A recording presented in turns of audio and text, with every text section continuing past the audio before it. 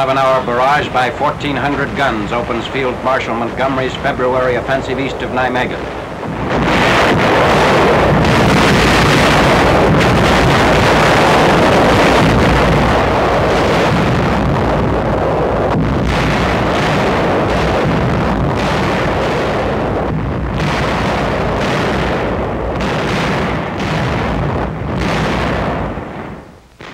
At 10:30 hours, 8 February, infantry of the 1st Canadian Army jumps off on a front between the Maas and the Rhine.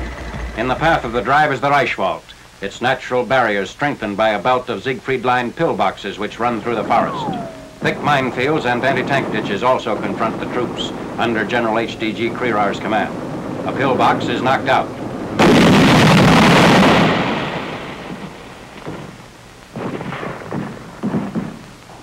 The main attack shown in these British films is spearheaded directly toward Kleve, at the northeastern end of the Reichswald.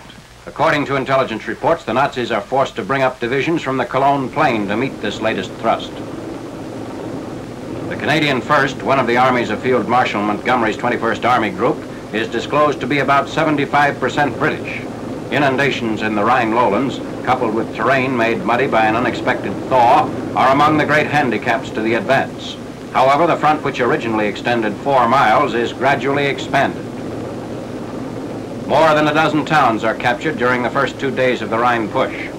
Heavy rainfall floods the streets of several villages. By 11th February, Kleve is reached. Kleve is about 7 miles beyond the border inside northwestern Germany.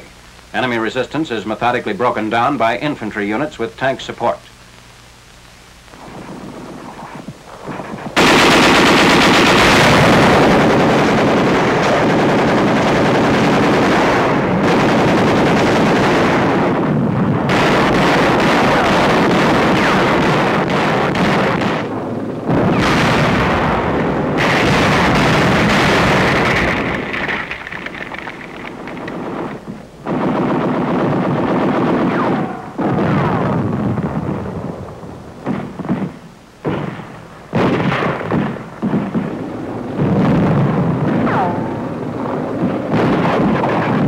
Had a pre-war population of 22,000, and as of 12th February is the largest German town captured by the British and Canadians in their drive southeast toward the Ruhr.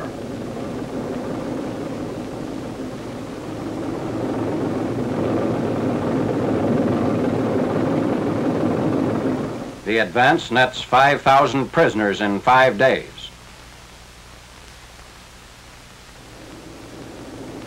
Below Kleve, Britons and Canadians drive on Goch, junction for roads running into the industrial district west of the Rhine. 81mm mortar crews supporting the infantry early in February during the elimination of the German salient in the vicinity of Ogno.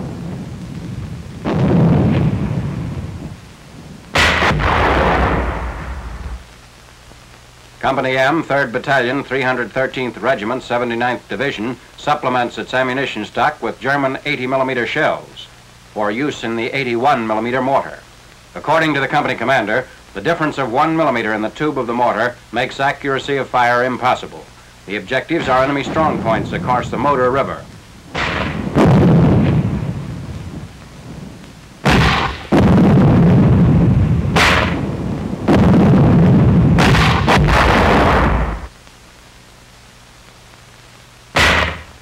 Demonstrating detection of the German non-metallic Topf mine, 44th Division engineers with the 7th Army try out 2 sweepers. The SCR-625F, which responds to metallic mines, shows no needle registration, although actually over the Topf mine. When the ANPRS number 1 encounters the same suspicious spot, its meter indicates the presence of the mine. Probing and disarming of the all-plastic wood and glass anti-tank mines are next shown.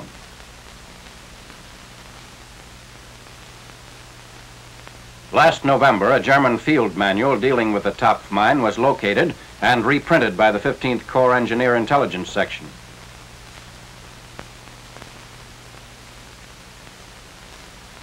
Discovery of the mine in the 44th Division sector offered the first opportunity for complete analysis. Previously, some of the mines had been found in a German stockpile, but they were minus the igniters. Here, the igniter is shown being removed. And next, the detonator.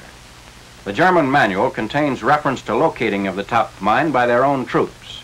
Mention is made of a specially adapted mine detector, Stuttgart 43, which responds to a mixture placed in the soil covering each top mine. This mixture is labeled tar sand, camouflage sand. Air Corps films of Nazi planes being shot down by Mustangs and Thunderbolts, which provide protective cover for fortresses and liberators on sorties deep into industrial Germany.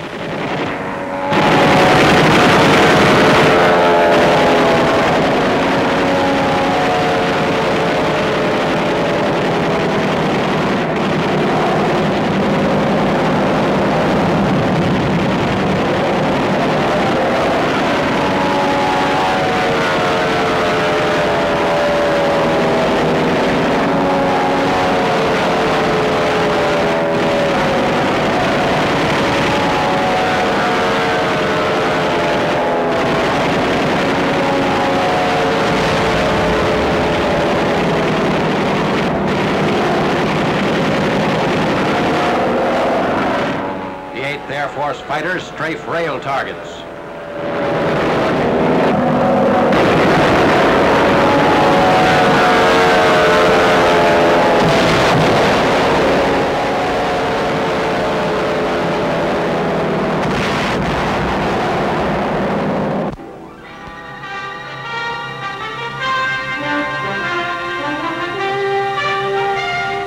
Salvaging the parts of B-24s and other aircraft wrecked beyond repair is nothing new. But an Air Corps quartermaster outfit with the 15th Air Force in Italy has given a new twist to the use of scrap metal from the busted-up planes. That's a mess tray he's outlining on a piece of duraluminum selected from a heap of discarded metal.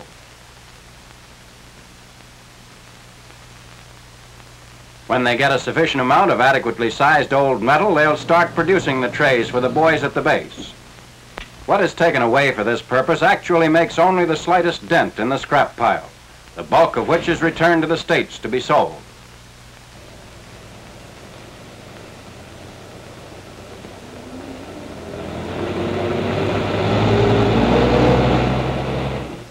The scrap metal is unloaded at the quartermaster machine shop, where the design and method for producing the trays have already been worked out.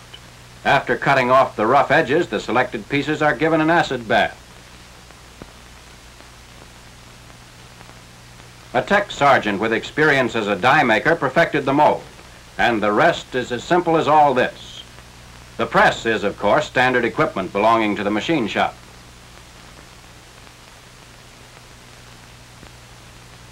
Practically ready for use, a compartmented tray that'll do away with the pile-up of several courses on a single plate. Surface dirt is removed, rough spots trimmed clean, and the tray is ready for issue at the next mess call. Old mess kits are turned in for the new serving tray. It makes things easier all around in dishing out the grub as well as receiving and eating it. A lot pleasanter than disentangling the spam from the string beans in the bottom of a mess kit.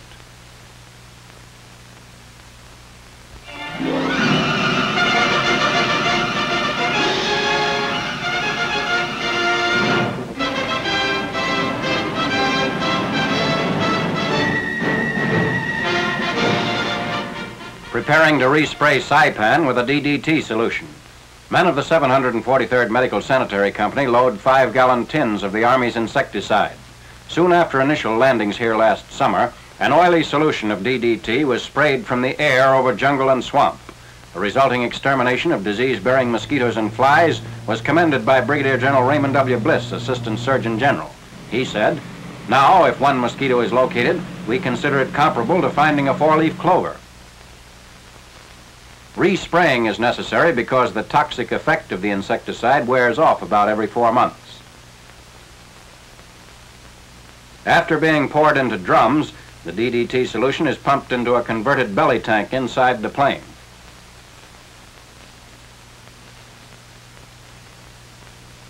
Valve and pipe connect the tank with sprayer beneath the plane. As the plane hedge hops over the breeding places of malaria and dengue-bearing insects, DDT is sprayed in a pattern as regular as that of a lawnmower. Synthesized 70 years ago by a German chemist, DDT's possibilities were not exploited until it was tested by the Army in 1942, and then placed in immediate production for military use.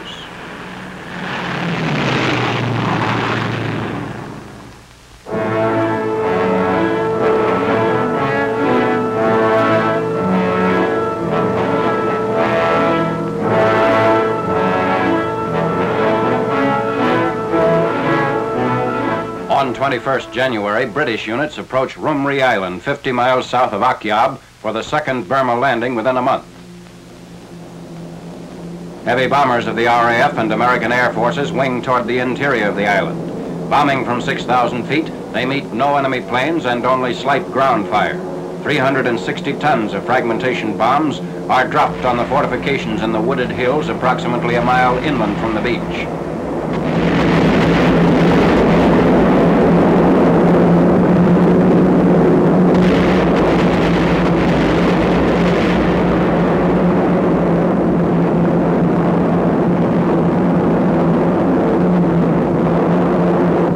Navy opens up against shore installations.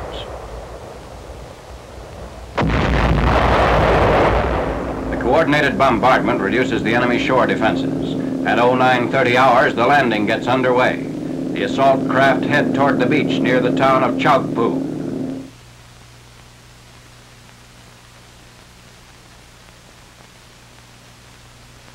The men encounter practically no opposition. Within an hour of the initial landings, a beachhead is secured on the end of a heavily mined but disused airstrip.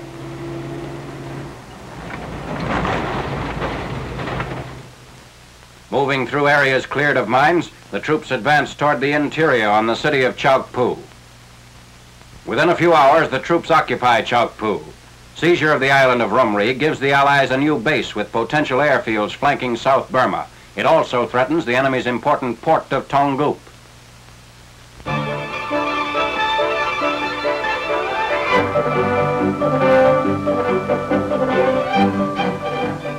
Air Corps films of an aircraft plant in India. Under U.S. Army direction, it is servicing ships of the 10th Air Force and other Allied flying commands. 20,000 Indian employees and 200 American civilian supervisors work in shifts. The modern plant has its own foundry, sawmill, and laboratory facilities. 3 times the management of this factory was bombed out of similar plants established in China. They were also chased out of Burma by the Japs. In May 1941, with the support of the Mysore state, they completed the factory at its present location. It is equipped to handle any type of airplane job. The plant's output for the past year included the overhauling of 650 planes and more than 2,000 engines. In addition, 16,000 belly tanks and many gun sights and gun mounts were manufactured here.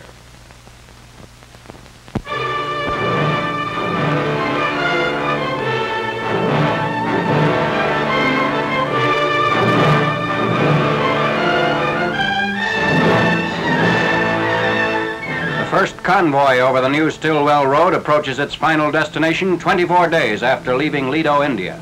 Although twice attacked by enemy planes, the 6-mile column of trucks makes the 1,044-mile journey to Kunming, China without suffering damage. On 4th February, the first trucks from the outside world since 1942 reached the city's gates. The convoy halts outside the West Gate entrance while General Pick and his aides proceed to the speaker's platform. He's introduced by Major General J.L. Huang. His first convoy over this road, the governor and the commanding general of the Generalissimo's headquarters is now presenting to General Pick a banner on which is scrawled these 4 letters, 胜利之路, which means the road to victory. General Pick.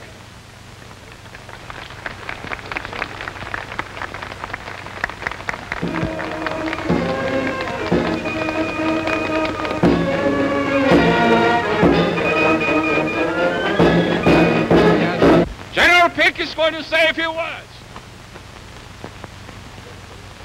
General Lang,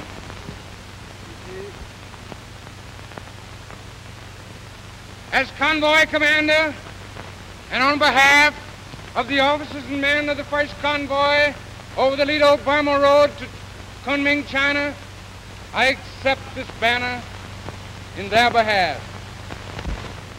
It should be placed in a conspicuous place where all of the people who are involved with transportation over this great road may see it and be inspired to carry on and deliver many, many more convoys into China. After the ceremony, General Pick and his party leave the stand with Lung Yun, governor of the province of Yunnan.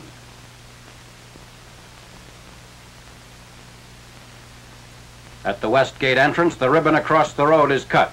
The convoy rolls into the city. Firecrackers and cheers greet the trucks as they pass through the streets.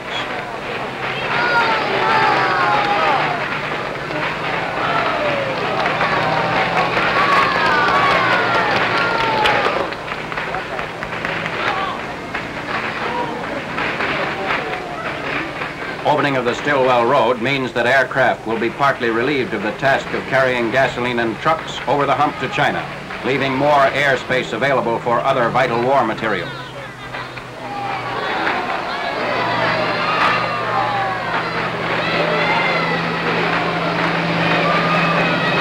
Hold on my camera.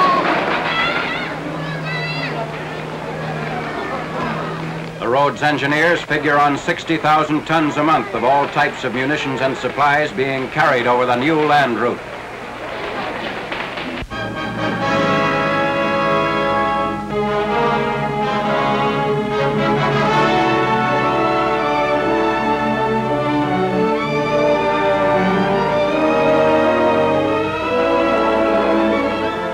American troops pushing the Japs back in northern Luzon pass wrecked Japanese tanks destroyed in an unsuccessful Jap counterattack at Binalonan, Luzon. At least 20 enemy tanks were knocked out in this action. A Jap who tried to commit suicide with his hand grenade, killed before he could pull the pin. The drive south on Manila sees heavy fighting at KUNMING by units of the 14th Corps. Advance elements fanned out south and east on the Lingayen Plain leading to the Philippine capital. KUNMING is an important communication center in northern Tarlac province.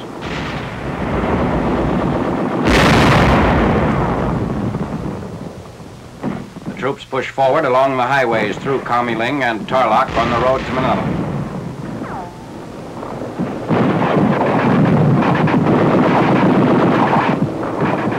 Continuing their progress southward, troops of the 14th Corps bring up artillery to attack the Clark Field area, which is subjected to heavy shelling before tanks and infantrymen move in.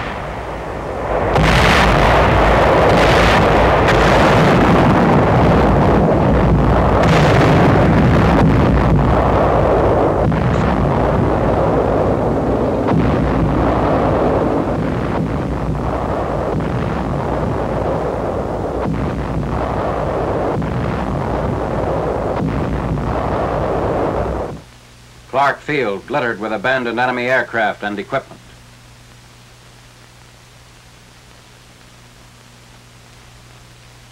Troops remove mines and booby traps planted by the Japs in many of the 12 airstrips comprising the Clark Field area.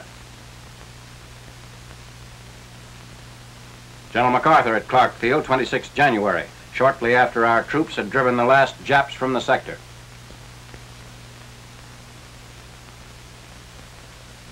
General MacArthur visits the Filipino cemetery at Camp O'Donnell, terminating point of the death march from Bataan.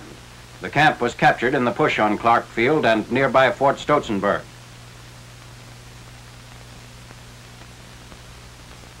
Preparations are made for an attack on Hill 70, strongly fortified Japanese position barring the way to Manila. This sector was honeycombed with Jap pillboxes and dugouts. Mortars, flamethrowers, and grenades are used to root out the entrenched Japs. An explosive charge in a 5-gallon gasoline can is improvised to blast an enemy position.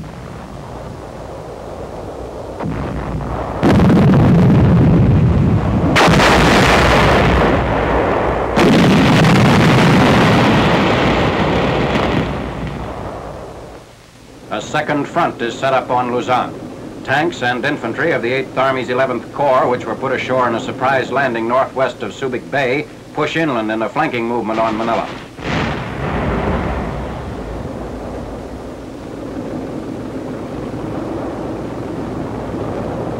Some resistance is encountered from a battalion of Japanese entrenched in the hills about 8 miles inland from Subic Bay, near Mount Amy.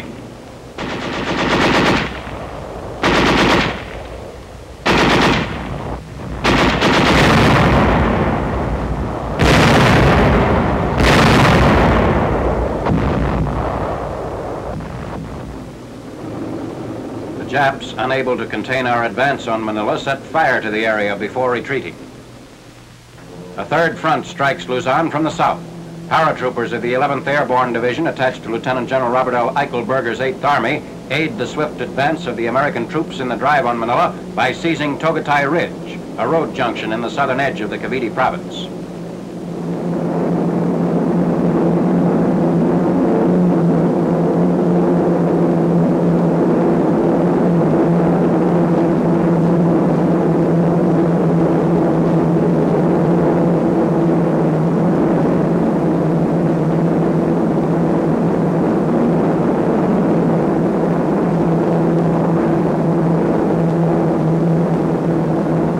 Capture of Togatay Ridge will give our troops dominant positions overlooking Cavite and the southern approaches to Manila.